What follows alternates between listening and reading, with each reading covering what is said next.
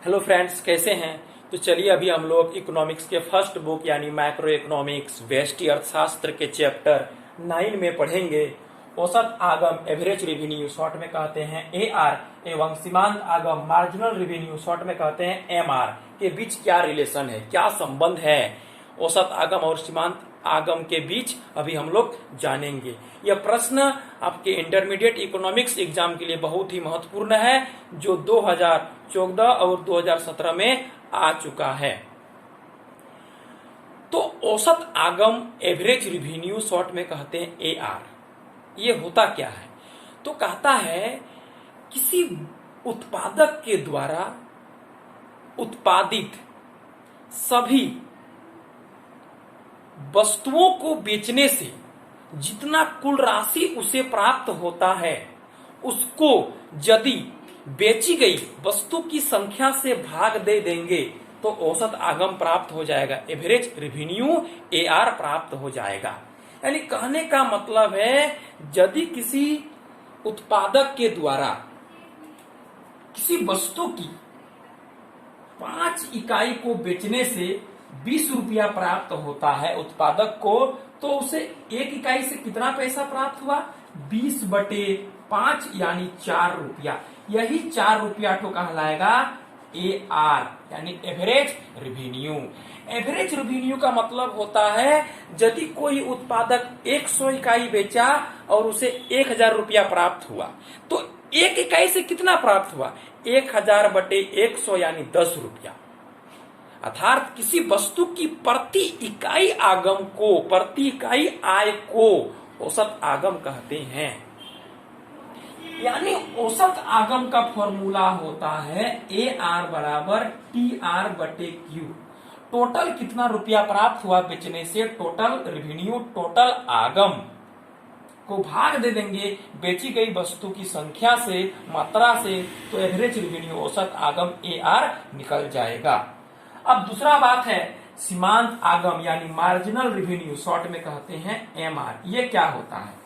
तो सीमांत शब्द का मीनिंग होता है एक अतिरिक्त, एक एक्स्ट्रा, वन एडिशनल। तो कहता है कि किसी उत्पादक के द्वारा किसी वस्तु की एक अतिरिक्त मात्रा को बेचने से जितना अतिरिक्त मुद्रा, अतिरिक्त पैसा प्राप्त होता है, उसे मार्जिनल रेवेन्यू, सीमांत आगम MR कहते हैं।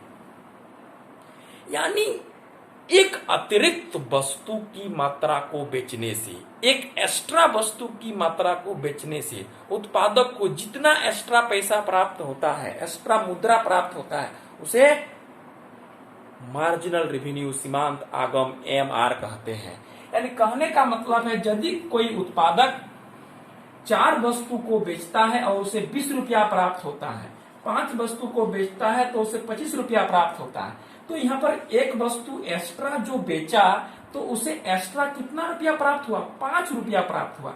यही एक्स्ट्रा 5 रुपया को MR कहलाएगा, मार्जिनल रेवेन्यू कहलाएगा। यानी एक एक्स्ट्रा वस्तु को बेचा तो उसे एक्स्ट्रा 5 रुपया प्राप्त हुआ, यही 5 रुपया मार्जिनल रेवेन्यू कहलाएगा। यानी टोटल में कितना चेंज हुआ? पहले 20 था, अब 25 हो गया, तो 25 माइनस 20 यानी 5, यही 5 ठो MR मार्जिनल रेवेन्यू कहलाएगा। यानी टोटल रेवेन्यू में जितना चेंज होता है, जितना चेंज आता है, जो अंतर होता है, उसे मार्जिनल रेवेन्यू कहते हैं।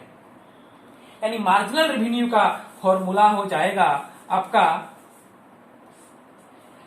MR N बराबर TRN माइनस TRN-1। यानी यदि हमको 5 इकाई का सीमांत आगम निकालना है तो 5 इकाई के कुल आगम में 4 इकाई का कुल आगम को माइनस कर देना होगा। एक एक्स्ट्रा 5 है तो 5 माइनस 4, 100 बोलेगा तो 100 माइनस 99, यानी 100 इकाई का मार्जिनल रेवेन्यू निकालने के लिए 100 इकाई के टोटल रेवेन्यू में 99 इकाई के टोटल रेवेन्यू को माइनस कर देना होगा।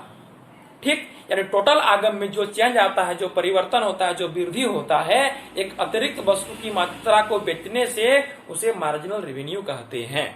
अब चलते हैं एम आर और T R E, M R और ए आर में क्या रिलेशन है, यानी औसत आगम और सीमांत आगम में क्या रिलेशन है। तो यहां पर हम एक तालिका को ले लिए हैं। Q मतलब बेची गई वस्तु की मात्रा और TR मतलब टोटल रेवेन्यू, कुल आगम। एक वस्तु को बेचे 10 रुपया प्राप्त हुआ, 2 बेचे 20 प्राप्त हुआ, 3 बेचे 27 प्राप्त हुआ, इस तरह करके ले लिए हैं। ठीक है, तो टोटल रेवेन्यू पहले घटते हुए दर से बढ़ती है, फिर स्थिर होती है, बाद में घटने लगती है। ठीक, अब TR की सहायता से हम MR निकाल लिए हैं। MR मतलब TR में जो चेंज आया, पहला 10 है तो पहला 10 ही होगा, 10 के बाद 20 हुआ है तो कितना चेंज हुआ है, 10 लिखे हैं, 10 चेंज हुआ है 10 लिखे हैं। 20 के बाद 27 हुआ, 7 बढ़ा 7 लिखे। 27 के बाद 5 बढ़ा 32 हुआ तो 5 लिखे। 32 के बाद 35 हुआ, 3 बढ़ा 3 लिखे। 35 के बाद 36 हुआ, 1 बढ़ा 1 लिखे। 36 के बाद 35 हो गया, घट गया है -1, 1 घटा है तो -1। 35 के बाद 32 हो गया, 3 घट गया है -3। यानी जितना परिवर्तन हुआ है, जो अंतर आया है, जो वृद्धि हुआ है, उसका नाम है MR।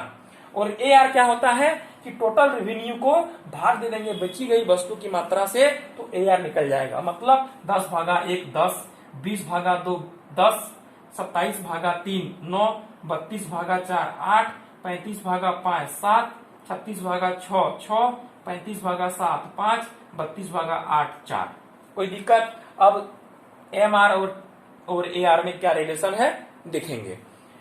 तो देखिए 2 इकाई तक क्या है, AR पहले 10 था, 2 इकाई में भी 10 है, यानी स्थिर है। AR में कोई घटबड़ नहीं हुआ है, पहले भी 10 बाद में भी 10, 2 इकाई तक।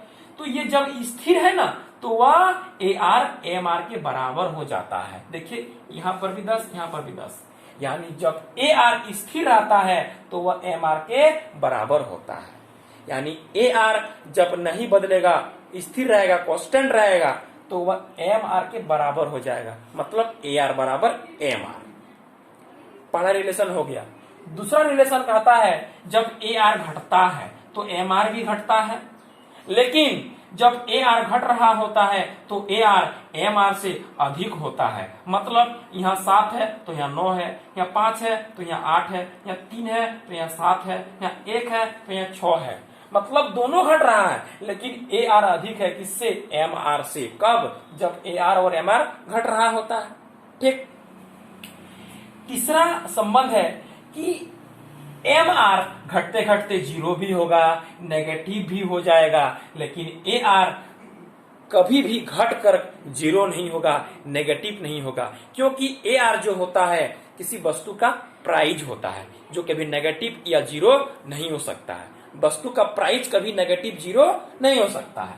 तो देख लीजिए AR घटते जा रहा है, घटते जा रहा है, 0 भी नहीं हुआ है, नेगेटिव भी नहीं हुआ है, लेकिन MR घटकर 0 नेगेटिव सब हो जाएगा। यहाँ पर 0 भी होगा एक समय और नेगेटिव भी हो गया है। यानी 3 रिलेशन है। क्या क्या? AR जब स्थिर तो वह AR MR के बराबर हो जाएगा। AR जब घटता है तो वहां पर MR से AR अधिक होता है। ठीक,